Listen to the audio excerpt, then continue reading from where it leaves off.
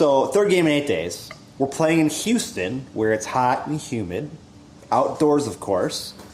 We go with the same exact lineup, minus Calvo, that we've gone with for the last how many games? I mean, with maybe a change or two in there. Yeah, because 2 games ago we did a 4-4-2, I think. Yeah. So yeah, we changed formation on Wednesday against Toronto. So yeah, the lineup was a little different. Yeah, we went with this against Houston last night. We went with was it 2-5-3? So we last night looked gassed. I mean, we looked like we had no energy whatsoever. Yeah. Darwin, for as good as he is, he had a couple of mental mistakes. That's what I'm going to call him. I mean, usually when he gets the ball on his foot, he can control it. Last night there was a couple plays where he got the ball on his foot and it just kind of rolled off and he turned it over. Yep. And you don't see that from Darwin very often. And you could tell these guys were just like gassed, even in the first half. I mean, it looked terrible. So at halftime, I was waiting for Heath to kind of say, "Well, let's bring in the reserves. Let's get some new, fresh guys in here. Let's bring in Toy. Let's bring in some of the other guys and see what we can do." Well, he waited until what? I think it was after the 60th. Yeah, I was close to the 70th minute until he brought in those guys. Yeah, and Dave, you called it well before the announcers even started talking about it, how you noticed Christian Ramirez was just lacking. Mm-hmm. And you were asking for Toy, who they, like Tony, you just mentioned, they finally did. But I agree, it was late. Yeah, I mean, Ramirez was basically standing. Yeah, it was. In the same spot the entire game. I mean, he certainly moved up on defense. Yeah. But the idea, if you're playing a zone, he's basically stood in that zone the entire game and showed very little interest in in playing. And I think they're all just completely gassed. They are, and that's what surprised me about this game the most, though, was the fact that Heath has to know these guys they're tired. And not having Calvo, that's one guy down now. Okay, right. So you're playing the same guys. Calvo is probably a little more fresh than the other guys because he was in the World Cup and he had some time off and all that other stuff going on. So without Calvo, you'd think maybe we'd switch the lineup a little bit and say, well, we're going to move some guys around. We're going to put these guys in. Let's try it with our reserve guys for a half, and if we're close, we'll put in our regular guys and see if we can close it out. Right. Heath did the exact opposite. He went with everybody that he knew was, all his regular guys, and they looked like they had no energy in the first half.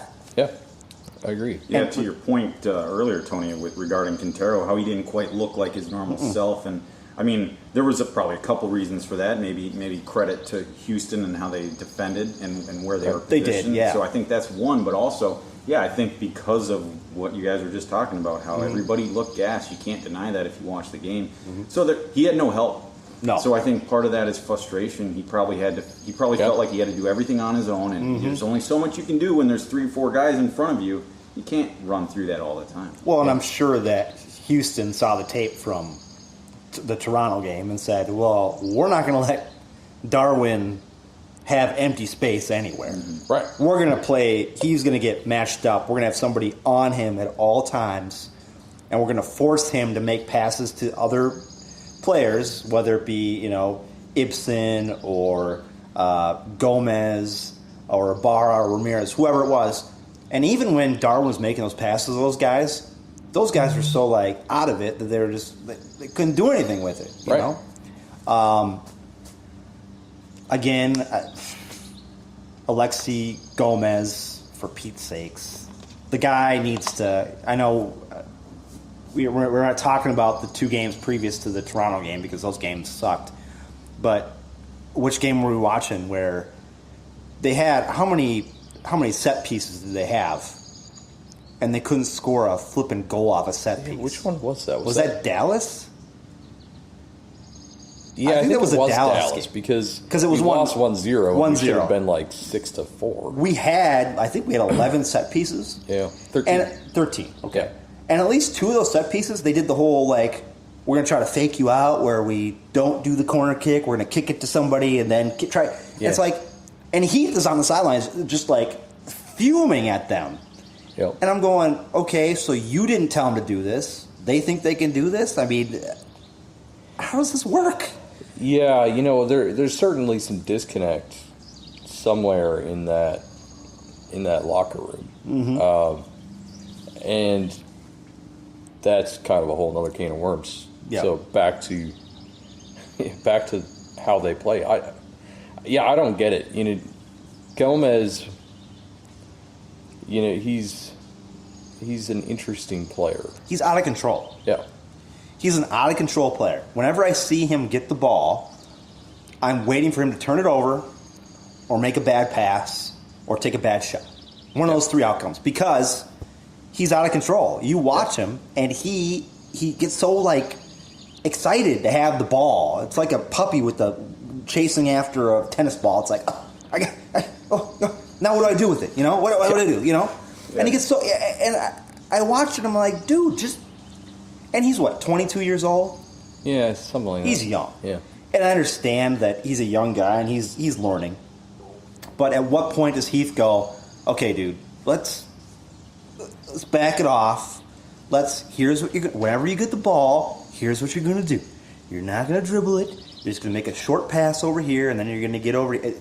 Do something with the guy. Yeah, just to back up your point earlier, Tony, it was the Dallas game on the 29th, I believe. The United had 13 corners compared to 3 from Dallas, and they actually had the possession.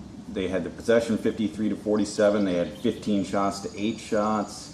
Yeah, you look at the stats, the numbers, and you wonder how that game was 1-0 Dallas. Yeah. Exactly. And another thing that gets me on the corner kicks for the United is, I get it. You want to switch things up a little bit. But the way they're playing, why isn't Darwin taking every freaking corner kick? Because he's the one guy who can make a good pass into the box and hit somebody. It's a good question. I think, being a winger, I think that's why Gomez is the pick, because he's supposed to be good at crosses. He's not. But we know he's not. Yeah, exactly. I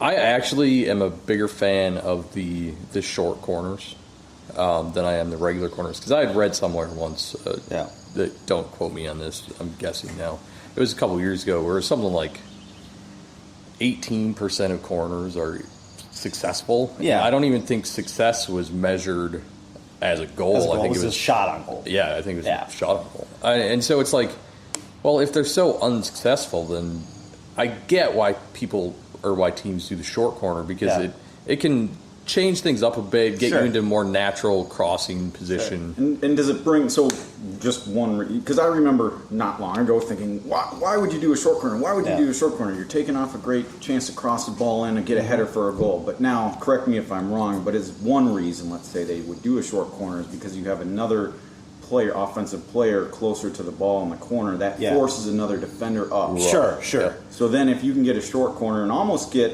a chance to do a secondary cross. And that's what they're trying to do. But the thing is, the 1 or 2 times United did it in that Dallas game, they didn't really have a plan. It was just kick it to this guy and then he'll try to do something. If you're going to do a short corner, have a flipping play. Right. Have have 2 guys, have one guy come over here, one guy. Do something to get guys off the line, and then try to make a shot. Don't just kick it to a guy and be like, well, here we go. Yep. And a good example, since we've got the World Cup going on. Mm-hmm. If you want to see really well executed short corners, Spain's fantastic to watch. Sure. Because you can tell they've practiced these. They have a plan. And they have a plan like that. Right, what you were saying about when we did it, it kind of looked like, everybody was ready for a standard corner. Yeah. And then two guys were just like, oh, let's do this. And so it was a split-second decision, and it just didn't seem right. And, yeah, it was a mess. It was messy. It was like hot potato. Like, Yeah. Watching that game with all the set pieces, I was disappointing.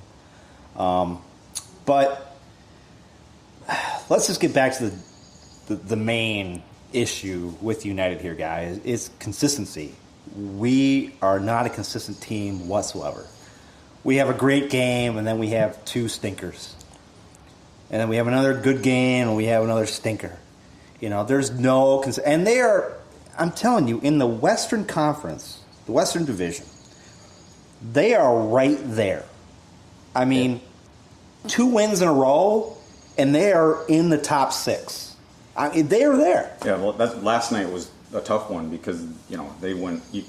They kept going. They kept showing you the standings. And yes, this game is so important for Houston and us in quite a ways because as bad as the United have been, a win last night would have brought them within a point or two of that line, and it was just really disappointing. And like you said, inconsistent. There's no other way. And I feel like they keep chasing their tail faster and faster. Yes. With one, there was some optimism regarding the the 3-5-2 lineup.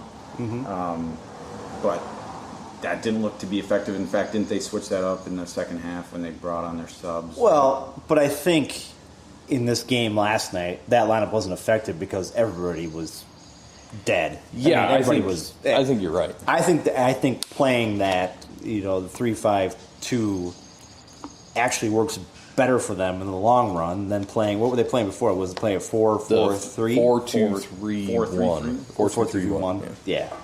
I think it looks better than the other they played, but last night was an abomination. I mean, they all looked like they wanted to go take a nap. Yeah. And something to your point about Gomez and the formation, the 3-5-2 actually lends itself to taming players like Gomez. Yeah. Because it forces Gomez and Ibarra to be defensive, so they have to kind of play back. They have to be more patient with how they move up. Because if you move up, you got 3 guys left, and that's it. Exactly. So I thought against Toronto, you could see that with Gomez. Like he seemed a bit more. Seemed a bit more conscious of what he was doing. Yeah. But then again, last night he didn't, which goes to the consistency. No, and is that because of with Kyoto and Ellis, in Houston, they're very talented. I think foreign players. They're very talented, but was it they had a lot more work to do, like you said, on the defensive side with this lineup, so that created just they couldn't get forward as much. And that's probably a good assessment. Yeah. It probably had a lot to do with. I mean, Kyoto was all over the field. Yeah, he was. Ellis was kind of quiet, but he was still there. Like his presence alone is pretty. And they mentioned it last night, and they don't need to mention it. If you're watching it, you can see it. Ibarra just wasn't involved. No, he wasn't there, and so wasn't. that because Kyoto is so dominant on the outside, and that goes to the fact that we don't have the right midfield pieces playing defense. No. I mean, if you have a number 6, that's actually a number 6 and not a box-to-box midfielder. Like we've been doing all season. You can free up your wingbacks. Yeah. Because you have that 4-man line essentially because your number 6 is right in front of him. Yep. And he can absorb a lot of that pressure. On top of that, generally you have this pivot guy. This formation is my favorite. Chelsea plays this formation, and you'd have Conte in at the 6, who obviously is like probably the best number 6 in the world. Yep. And then you'd have the pivot guy, which, for instance, last season or 2 seasons ago, I guess now, was Cesc Fabregas, and having that pivot guy, he's okay at defense. He's not spectacular, but the guy that can just